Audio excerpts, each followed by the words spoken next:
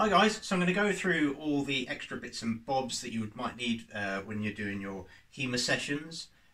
So yeah, I'll go over the important stuff, some lesser important things as well. This applies to everybody really, so here we go.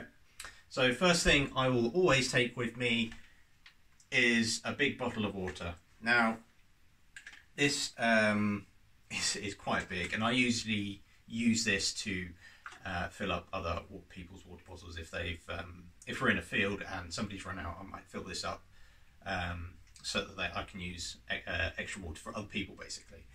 But it's always good to have lots of water because the body will need that to rehydrate, because you're going to lose a lot of fluids when you're doing a lot of movement and you're kitted up. You'll be sweating a lot. On that topic, the next thing I'll take with me is a clean towel. I clean this every time I use this. You should never have a dirty towel and wipe your body of sweat and your head and face, because it's just going to spread bacteria, and you don't want that. So a clean towel every time. Should always take one. A lot of people don't. And going alongside that, I'm going to start doing this myself, is bringing a clean spare t-shirt, because you'll be sweating a lot, and there's so many times I've gone home with a sweaty t-shirt and it's just not nice. So clean t-shirt for when you've finished your sessions. I will always take my phone. Everybody takes their phone. I'm sure everybody has a phone and takes it with them, but it's essential to use it. I'm actually using my actual phone. This is a spare one that I use, my old phone. So I'll take that with me. I also use it to do some filming, so I'll also take with me my tripod as well. So I'll always take my house keys, car keys and my wallet, and I'll make sure I have a little bit of change in there if need be. For emergencies. But in my bag, my HEMA bag, I'll take with me, I have a spare key. So just in case I lose those, I also have a spare key also in my wallet, and if I lose that, I have another key to fall back on. So I'll never get locked out. What else? So I will take my glasses case. That's quite important. I'm wearing my glasses right now, but I wear contact lenses when I'm doing sparring. And within that is a little cleaning cloth for my glasses. So I shall always have my glasses in my glasses case, just in case my contact lenses go faulty or I need to switch them for whatever reason. So I've got that, and I'll take with me a small container for my contact lenses in case I need to take them out for whatever reason. I have that to use, as well as cleaning or eye contact solution in case something gets in my eye, in case something gets in somebody else's eye actually. I have that to spare, and I will change this every now and then so that the solution doesn't go out of date. Next, very important, deodorant, because you'll be smelly at the end of a session, and bringing deodorant just is nice for yourself, good to keep clean and hygienic, but just a bit of deodorant at the end of a session, just stop sweaty smells and all that kind of stuff. And on the topic of sweat again, I don't bring this with me, but I will use this before I go. This is baby powder, which is basically a talcum powder, and I use that on my legs, my groin, just to stay hygienic. It's just to stop any if you've got sensitive skin, it's just to stop anything like chafing happen, and you just don't want that. So also, if you've got dry sensitive skin, maybe at the end of a session, your hands might be dry or sore, or any other area, you bring moisturizer. If you've got rubbing on your neck from using a gorget or anything like that, you've got something to kind of remedy that. So I always take myself moisturiser.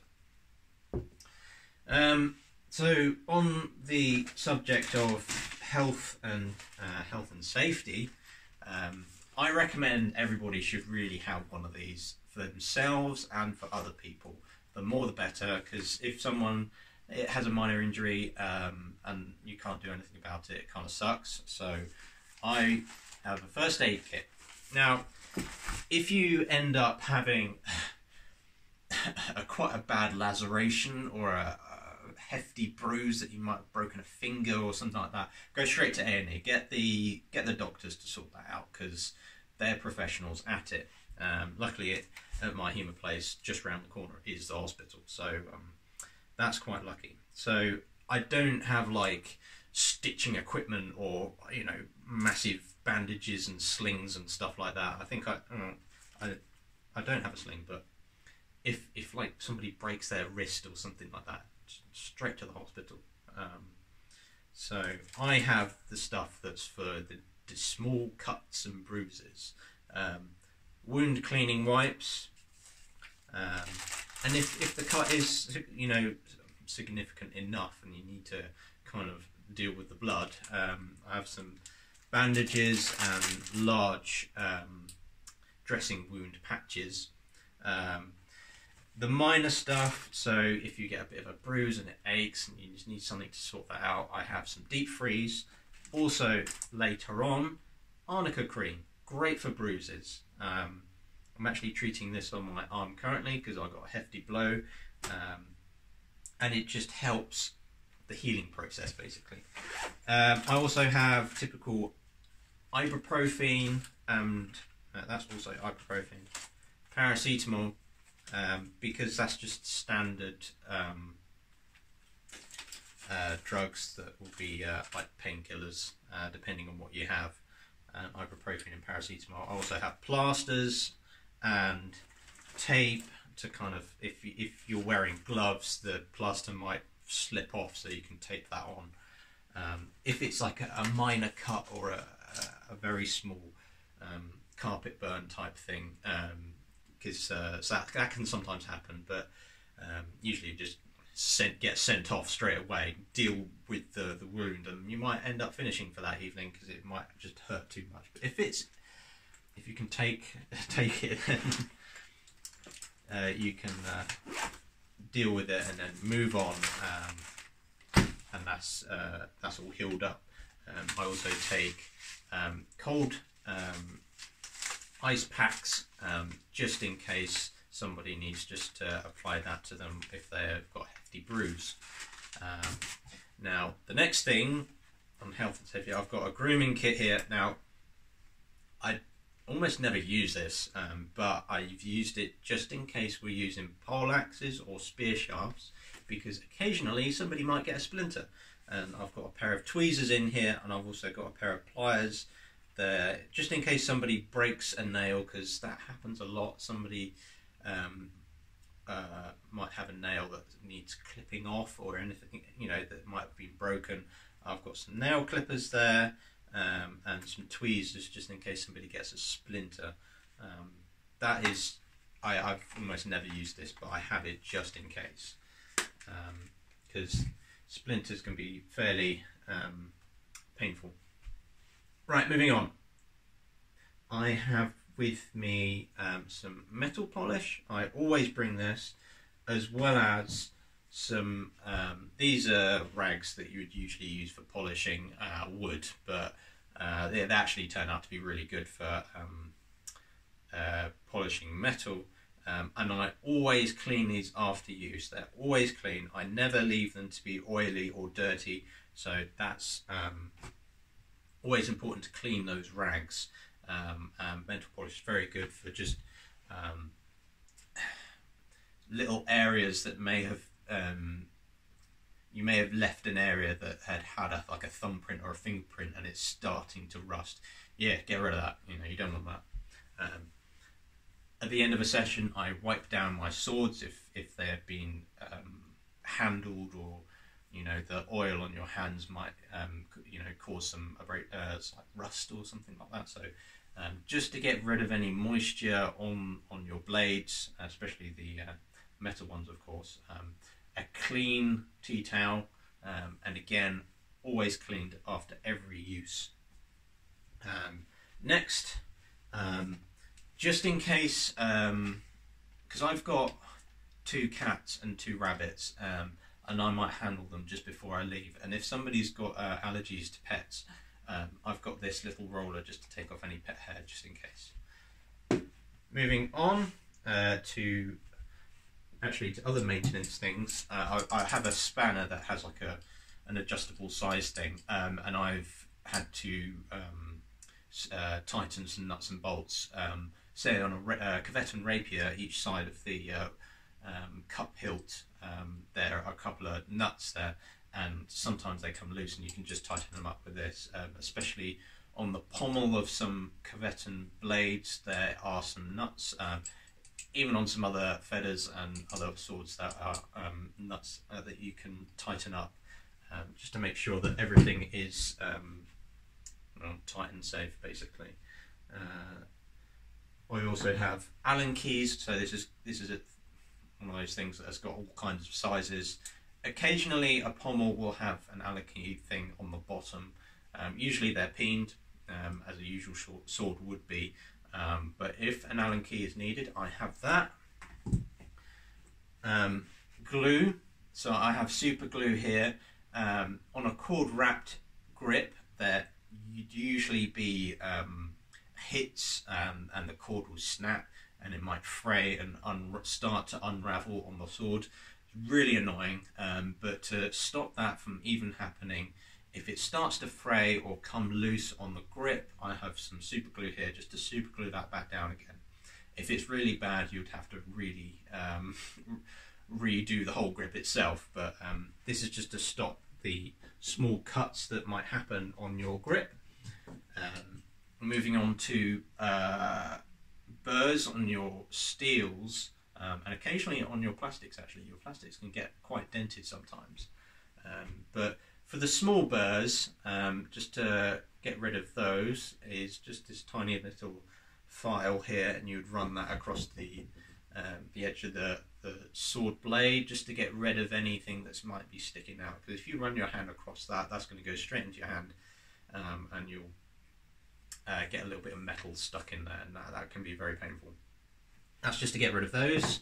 And if you've got significant burrs, maybe on your crossguard, where you've received quite a hefty blow, then this is a bit of an upgrade for getting rid of anything that's sticking out, and just smooth the surface off.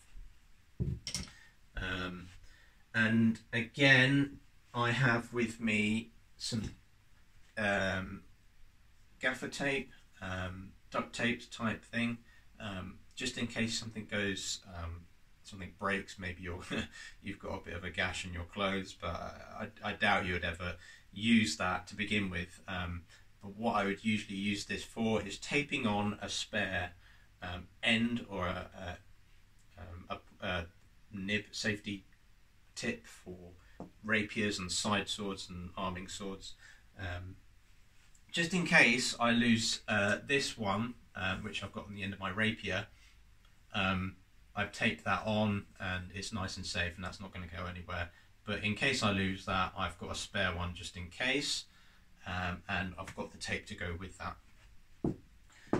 Same for, if I'm going against somebody else and they've got a new rapier and they just don't happen to have a safety tip for their rapier or side sword, and it's a particular stiff blade, then I'll get them to put that on.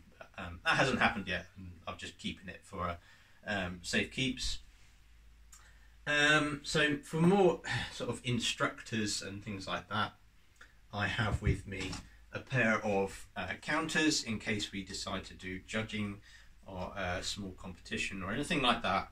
I've got these little counters here, and they just help with me keeping an eye on the score. And I think most instructors use these anyway. They're very cheap. They're only like £5 for a couple of those, so quite easy. A whistle, I've never used this.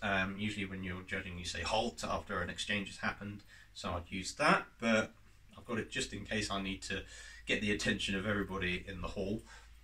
I've got here some sports cones. Sometimes I use these in a field or maybe on a pitch, and this is just to, I'll get these out briefly.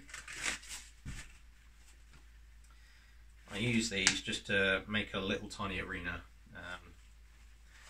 so people don't wander off fighting each other, and it just keeps everybody in their little area when they're fighting. So nice and cheap. You can get these at most sports places.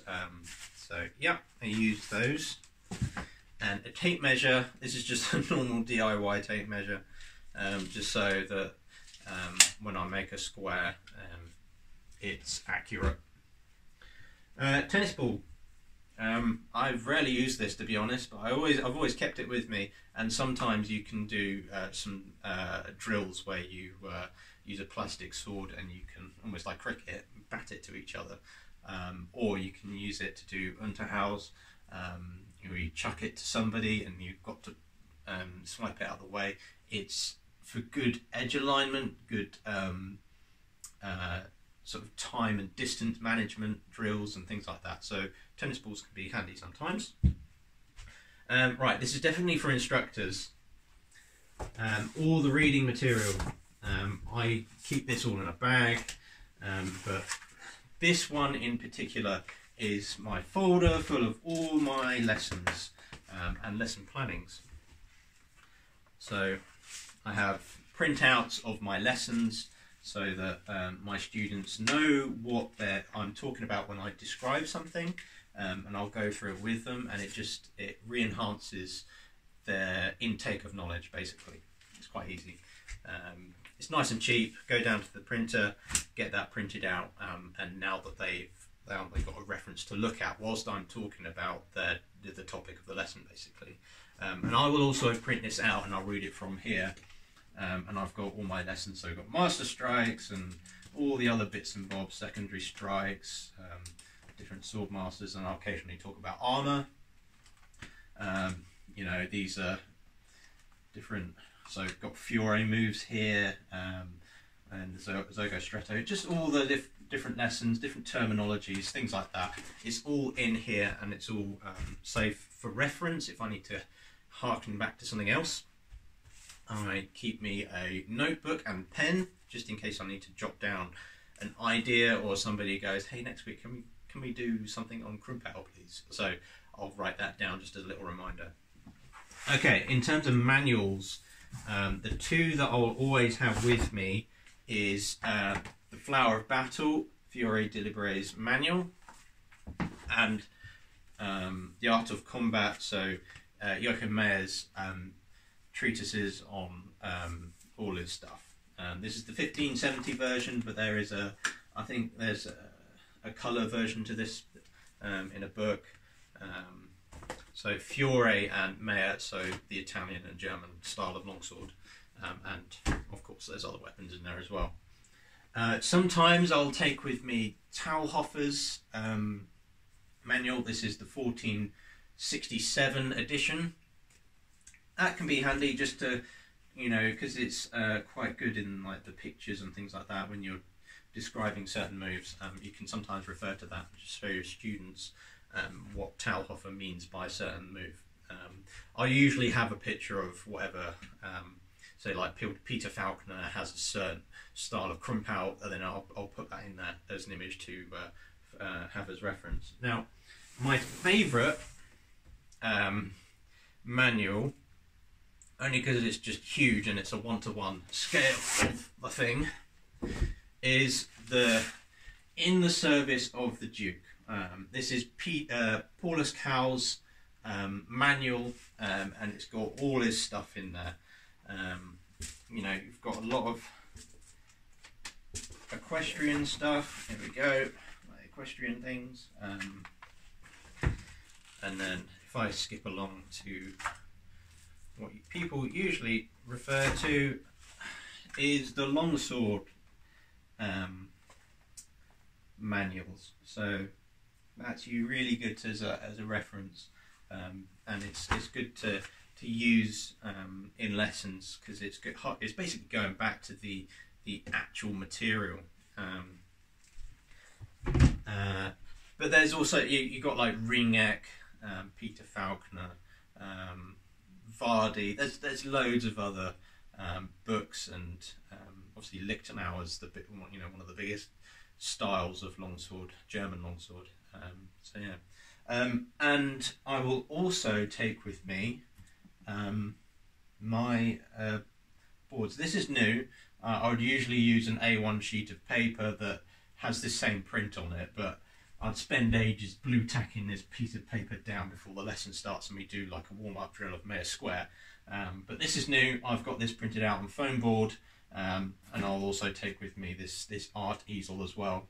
But this just it's an ease of use, nice reference. It's nice and big. People at the back can read this and follow the sword drill. So yeah, that's everything that I have apart from the actual equipment and swords. I hope you learned a little bit out of this. If anything, take with you a clean towel, because nobody does that, and it's just a simple piece of equipment that costs like even less than a fiver. So and it's just an easy thing to get rid of the sweat on your face. So yeah, I'll leave it there, and I hope you have a good day, and I shall see you guys on the next one.